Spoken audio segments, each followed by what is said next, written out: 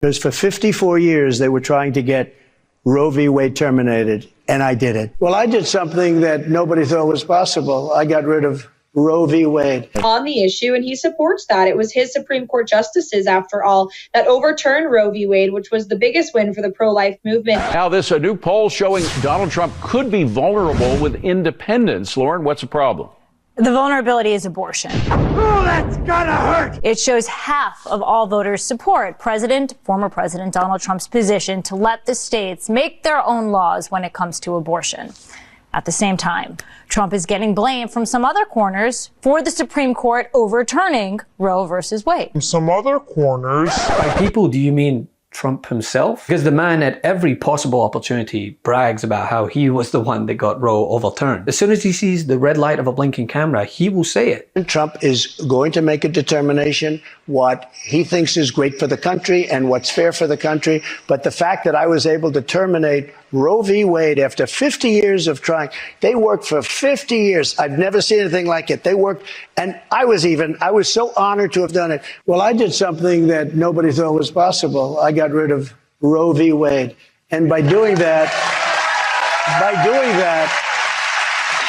it put pro-lifers in a very strong negotiating position. Nobody did a job like I did, including Roe v. Wade, bringing it back to the states. What I did by killing Roe v. Wade, which everyone said was impossible. It seems that amidst the fire hose of propaganda pumped into homes across America, some harsh truths made their way into the Fox News pipeline. I quote a few people that are nonpartisan here. The Tax Policy Center declared that the top 1% and 5% benefited the most. The Center on Budget and Policy said the 2017 Trump tax laws skewed to the rich. It was expensive, and it failed to deliver on its promises. But that gets away from the point. He's making let me just finish. You're getting away from the point. Let me just finish. No, I'm not. No, if I could just finish. So my point to Steve is, when it went from 39.6 to 37, that was not needed. When it went on the corporate tax from 35 to 21, all corporates would have been fined at 25 to 28. It is absolutely clear it's skewed to the upper class. And President Biden in no way is saying to change taxes for anyone below $400,000. He wants to extend the child tax credit. He wants to extend the earned income tax credit. That's not the point. So your will you pay more if you make less than $400,000 a year? Yeah. No, he's been saying not. Okay.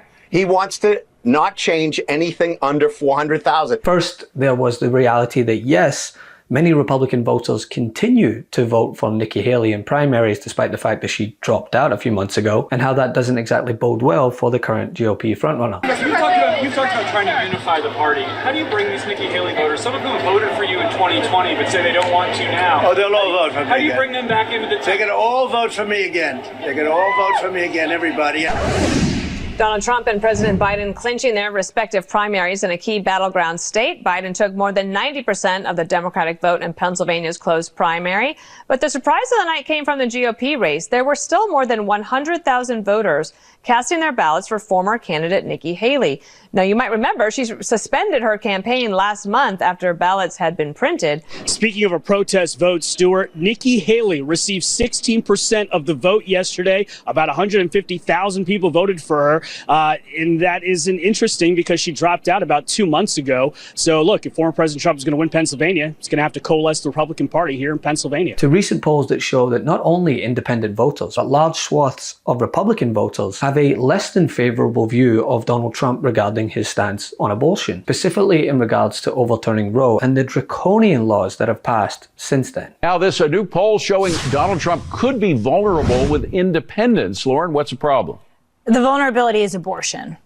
Political Morning Consult did a poll. It shows half of all voters support former President Donald Trump's position to let the states make their own laws when it comes to abortion.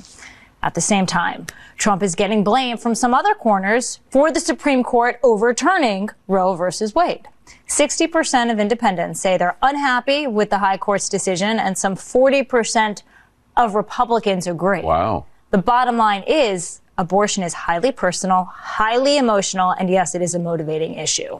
Abortion, IVF, playing a role. Democrat running on abortion and IVF access wins the special election in Alabama. Marilyn Lands flipped a state house seat in the deep red state by 25 percentage points. Best describes the issue's view on abortion: always legal, 35%, mostly legal, 24%. Which, for anyone who is paying attention, knows it is his fault. He wants you to know it's his fault, as he brags about it over and over and over again. Because for 54 years, they were trying to get Roe v. Wade terminated, and I did it. And I'm proud to have done it. Do you believe in punishment for abortion? Yes or no, as a principle? The answer is that there has to be some form of punishment. For the woman? Yeah, there has to be some form. But for some reason, this message seems to get lost amidst the crapshoot of courthouse siestas, which, frankly, we cannot allow. Trump HQ is fine with the media focusing on his motorcade going through Manhattan, the fact that he may or may not be passing gas in court, and that he continues to catch Z's. Instead of focusing so much on what, can we pivot to why he's in court in the bloody first place? He's not complaining about presidential immunities so that he can go and have as many affairs as he wants. He's already done that. He wants presidential immunity for what is to come. Such things as Project 2025 for passing sweeping authoritarian laws with impunity. I am your retribution. I am your retribution.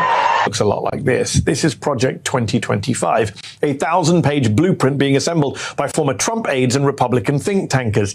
It's almost a how-to guide for a revenge presidency. As awful as Trump's first term was, there were some guardrails and some internal and external limits on what Trump could or couldn't do. Project 2025 is about removing all those guardrails. It calls for the purging of up to 50,000 civil servants, replacing them with right-wing yes men. As one ex-Trump aide and current 2025 planner calls it, the president day one will be a wrecking ball for the administrative state. That blueprint also includes plans to roll back discrimination protection for women, gays, lesbians, transgender, and queer people. But Trump isn't looking at just the culture wars or the federal civil service. He also wants to use the government to go after his critics. Of course he does. According to new reporting from the Washington Post, Trump sees the Department of Justice as the best way to do that, including persecuting his own critics, from Joe Biden to former Trump aides who wouldn't go along with his election lies. It's all about weaponizing the federal government, with all of us as bystanders at best and targets at worst. Because people, we need to shift our focus here. We can't just get bogged down in the comic relief of him catching Z's in court, not without hammering home how unprecedented it is that he's there in the first place and the reason why. Until now, no American president had ever faced a criminal trial. No American president had ever faced a federal indictment for retaining and concealing classified documents. No American president had ever faced a federal indictment or a state indictment for trying to overturn an election, or been named an unindicted co-conspirator in 2 other states for the same crime. No American president ever faced hundreds of millions of dollars in judgments for business fraud, defamation, and sexual abuse. Until now, no American presidential race had been more defined by what's happening in courtrooms than what's happening on the campaign trail. Until now. The scale of the abnormality is so staggering that it can actually become numbing. It's all too easy to fall into reflexive habits, to treat this as a normal campaign, where both sides embrace the rule of law, where both sides are dedicated to a debate based on facts and the peaceful transfer of power. But that is not what's happening this election year. Those bedrock tenets of our democracy are being tested in a way we haven't seen since the Civil War. It's a test for the candidates, for those of us in the media, and for all of us as citizens. How, in turn, he has utterly eviscerated the sanctity of a position that once was held in high regard. How he not only brags about overturning Roe v. Wade, but has already implemented measures and surrounded himself with extremists who want to take it a step further. And you don't need to think about that. Just take a look at Arizona. Something that even this poll shows Republican voters disapprove of in high numbers. Democrats need to be running this ad every hour on the hour. This is one of our willow boxes. This is just filled with some of the things that we had started gathering for her while I was pregnant. Yep. There's her little baby book. This is the outfit that she was gonna maybe wear home from the hospital. All of these. This is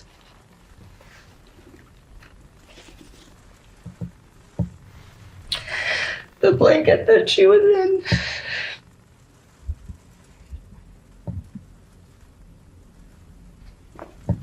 And these are her little footprints.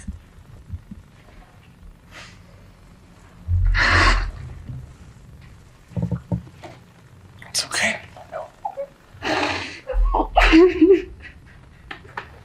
I'm Joe Biden, and I approve this message. They need to be driving home the real life consequences that we are currently living in and use his own words to prophesize what it would look like in the future. Yeah, because the jokes on Saturday were worth a chuckle. I laughed at them too. But the possibility of this man returning for a second bite of the cherry is far from funny. Love this video? Make sure you stay up to date on the latest breaking news and all things Meidas by signing up to the MeidasTouch newsletter at MeidasTouch.com/newsletter.